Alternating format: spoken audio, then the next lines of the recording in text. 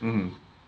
I'm not particularly religious, but the way you're talking about it reminds me of this Buddhist lecture I heard once that describes life almost as a river. Like I use this analogy all the time. It's, you have a destination. You're here at A and you want to go to B, and sometimes the river winds and it sends you a direction you don't intend that you're going, but all you have to do is keep paddling and like trust that the river will get you, to Yeah. where you're going. Oh, I agree. That's a great analogy. So, Maybe that's my personality too. Is that I'm a very task-oriented person. I ask hmm myself, hey, okay, what do I need to do today to move my needle forward? Who do I yeah. need to, or what tasks do I have to accomplish? And then before you know it, that one day is 100 days, and in 100 days, then you've accomplished something. hmm That 100 days is 3,000 days. But you just got to take it one day at a time because you can't control tomorrow when you're on today. All you can Right. control is today. All you can control is your behavior today, and so that helps with all the rejection and the failure and thinking negatively. That helps a lot with that. It's just keep focused on what needs to be done every single day to help you reach where you want to reach.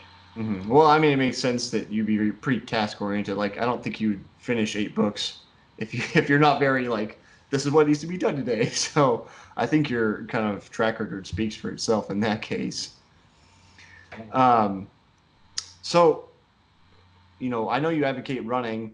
So say somebody doesn't like running. I think we kind of are on the same page of like if you don't like running, that's fine. Don't make yourself run if you don't run. You don't like to run, but like um, say somebody can't or doesn't like to run, what would be another like one or two sports suggestions or activities you think would be also like high calorie burning that would be anywhere close to what running is? I give this suggestion in the book because even though I love running and you love running, I know that there are a lot of people who just don't like it. I mean, it's kind of a Yeah. love thing. People either love it, I mean, really love it, or people just they don't want to have anything to do with it. Yeah. But the trick is to find something that you love to do. It doesn't necessarily have to be running. I mean, running just happens to be a very good calorie burner. Hmm. Find something you love to do. If you love to swim, then swim. If you love to ride your bike out in the countryside, then ride your bike out in the countryside. But find something that fulfills you and then do that every day for the rest of your life. Hmm. So, I mean, there are plenty of people who have lost weight not running, so there are other activities that people can do, of course. It just so happens that running burns a lot of calories. But to give a Yeah. recommendation, you can do bicep curls all day long, but that's not going to help you lose weight because the biceps is a pretty small muscle, and so it doesn't burn a lot of calories when you're using it. So Hmm. you have to use a lot of muscle. So that's why I like swimming and even cycling. It's not that great unless you do it for very long periods of time because you're Yeah. sitting down. It's mostly quad dominant activity, and so you want to do something that's total body weight, that's preferably weight bearing, and because those are the kinds of activities like circuit training, where you might mix some cardio type activities with strength training, like whole body strength training. Like I know Hmm. people burpees, you can do something like burpees or squat jumps or something that gets your whole body involved. Because Okay. those kinds of workouts, those are the kinds of exercises that burn more calories. Just taking a resistance band and doing bicep curls isn't going to be that effective. Yeah. Um, this is kind of a shot in the dark. Are you familiar with Ido Portal? And he has like, so he's this. I'll take it as a no, but he's like almost a guru style person, but he's like has this whole movement of just like get up and move, where he doesn't have like a fitness regimen, so to speak, and he's not selling anything, but he has like a cult like following where he just gets up and just does. He could be doing like he could be running one day or he could be at an outdoor gym another day. You might want to check him out. It's IDO and Portal, like Portal. um, he's a pretty interesting guy who's just like his fitness regimen changes it's constantly, so it's kind of interesting. I'm not sure what his calorie burning is, but he might be interesting for you to talk to or connect with at some point. Check them out. So I want to get into the meat and potatoes a little bit here because this is so you wrote the book The Inner Runner, and this is something I don't think is talked about enough. Like in the fitness industry, we talk about this is how you burn calories and this is how you lose weight and these are the kind of foods you need to get these macros and these nutrients and all the kind of I'll say quantifiable things that are much easier to kind of study in a lab. But we don't talk as much about like the mind body connection and kind of what goes on behind the scenes up here that gets us actually out and going. So I'm really glad you actually wrote the book. Unfortunately, we made this interview so quickly I didn't have a time to read it, so I'm going to. Um, but I want to ask you the vague question, which I told you before is not super serious, but is running a religion? And, there's so many people that kind of follow it in like almost cult-like status. So I want to get your thoughts on is running a religion?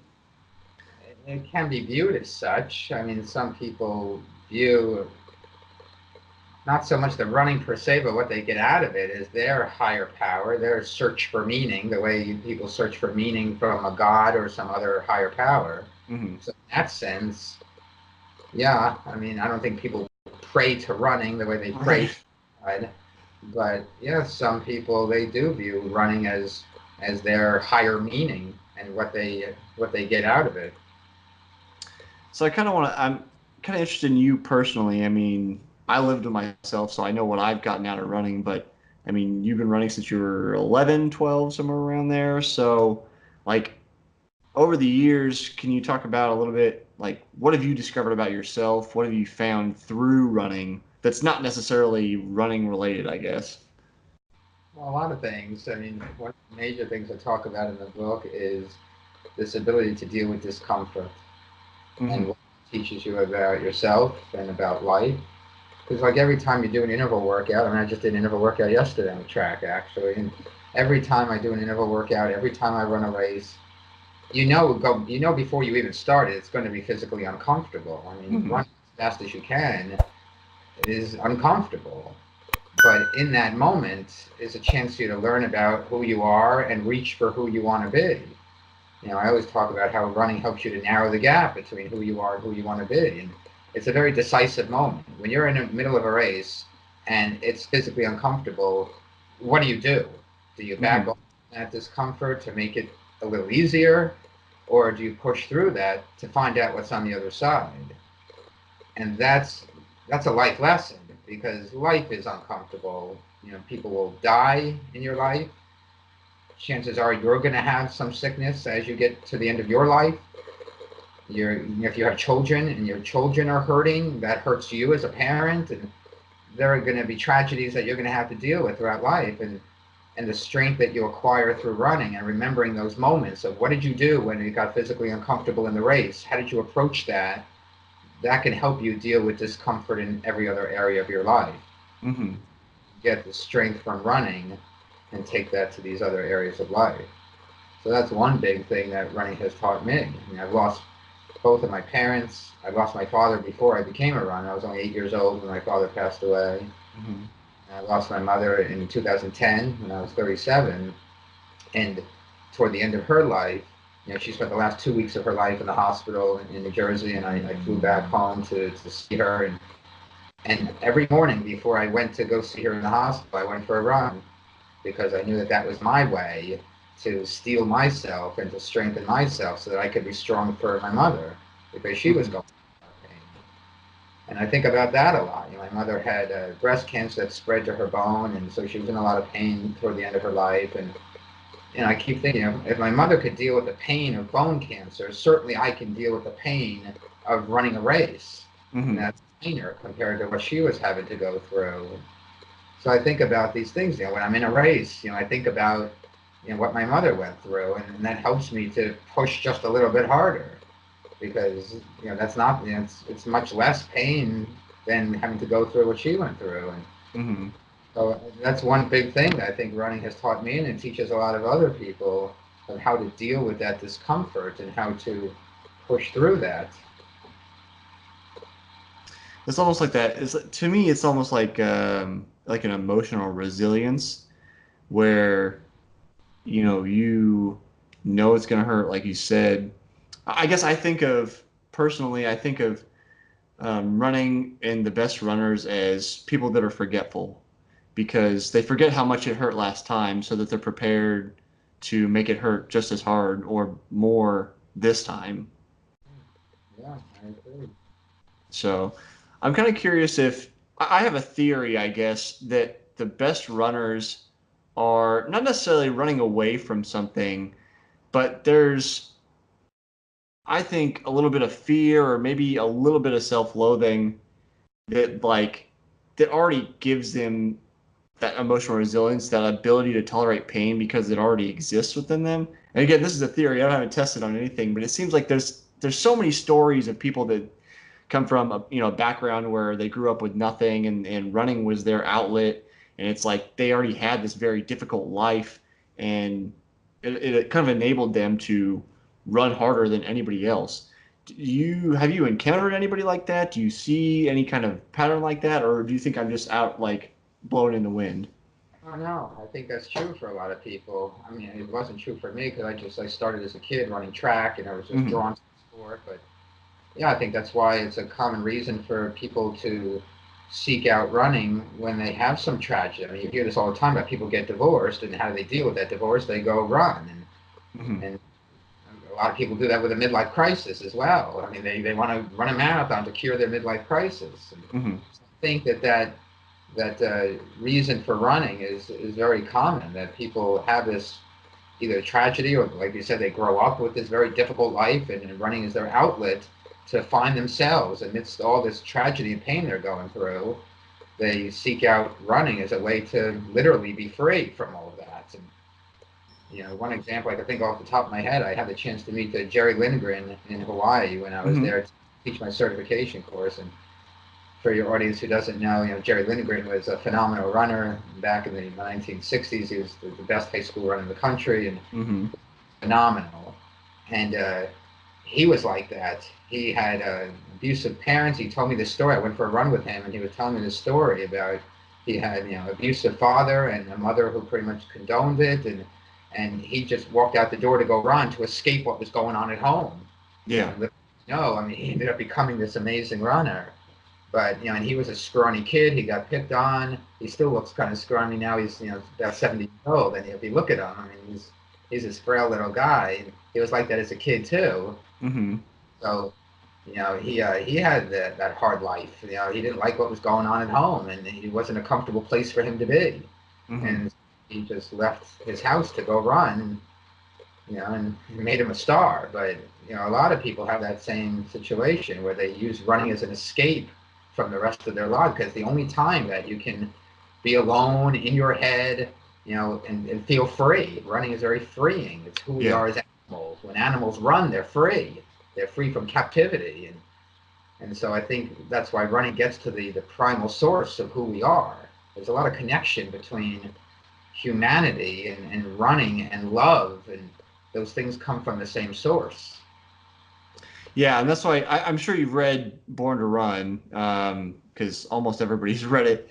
I feel like that was the part that, you know, there's a whole cultural movement that they got stuck on running barefoot when I feel like they missed the part about that book where it was like, no, look at the title, like it's this genetic predisposition, like this is who we are as animals. We're born to run. Not forget about the barefoot part. Like focus on the realization that you're born to move like that.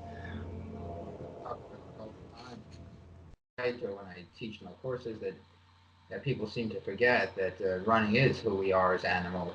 All mammals run. I mean, we evolved. There's a lot of research looking on the evolution of human beings and why we are built the way we are, why we have this arch on the foot, why our lungs have this enormous surface area with a very thin wall to help with the exchange of carbon dioxide and oxygen, Mm-hmm. why we have 60,000 miles worth of capillaries to perfuse our muscle fibers.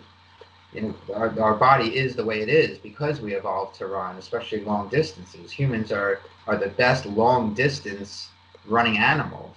We can outrun other animals to death. They can outsprint us, but we can run them to death.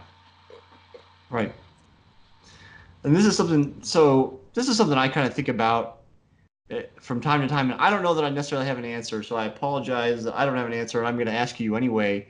Um, do you know why you run? Not necessarily in the sense that it's just habit, but like is there a fundamental reason that you get up? I'll say every day, but you know what I mean, whatever your schedule is. Is there a deep-seated reason that you actually get up and get out the door and run? Yeah, that's a good question. I try to answer that a little bit in the book, and I think at this point in my life, I think I don't question anymore. It's so much a part of who I am. I mean, it's Hmm. so ingrained as to who I am, and it's also my career. But growing up, the reason I think I was just drawn to it is because of this primal feeling that all other stuff. I also played a lot of baseball when I was a kid, and even though I'm a fan of other sports and enjoy playing them, nothing seems to get at who we are as animals the way running does. And I think Hmm. that's why I enjoy it so much. That this freedom of just putting one leg in front of the other, and it's all about you and how it feels, especially when you run fast. Like I've always been enamored with pure speed, and I love to run very fast because of it feels good. It Yeah. feels like me being an animal, being let out of its cage. And I can't imagine my life without that feeling, that fluidity of movement, which, by the way, gets harder to feel when you get older. I mean, I don't feel it when I was younger and I was faster, Yeah. but it's still there's nothing I have ever found that replaces that fluidity of movement and what it feels like when you're fit and fast. It just feels good. Yeah. And Go get ahead. addicted to, if you talk about running as an addiction, you do get addicted to it. And it is kind of like a drug, and it is the best way to get fit. If people are really interested in getting fit and getting fit as fast as possible, an interval running workout beats everything else. There's nothing else that can. When you ask any coach of any sport, what do you do to get your athletes fit? You have them run an interval workout. Hmm.